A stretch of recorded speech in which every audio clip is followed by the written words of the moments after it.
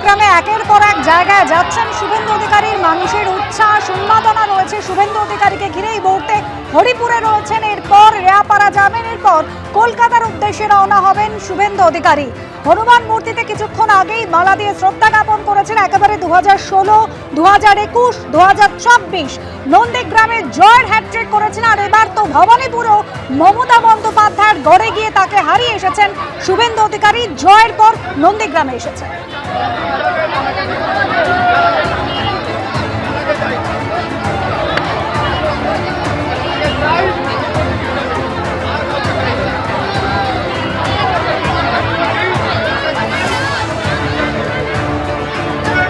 বলিদানের মধ্য দিয়ে আজকে পশ্চিম বাংলায় পরিবর্তন, আসল পরিবর্তন হয়েছে। তাদেরকে শ্রদ্ধা জানাবো যে মায়েরা ইজ্জত সংগ্রাম দিয়ে তারা আসল পরিবর্তন আনলেন 4 মে 2026।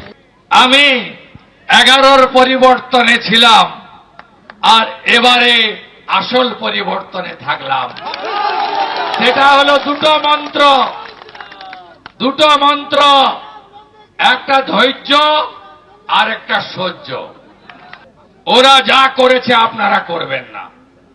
গোটা রাজ্যের বিজেপি কর্মী সমর্থকদের বলবো, শান্তি রাখুন।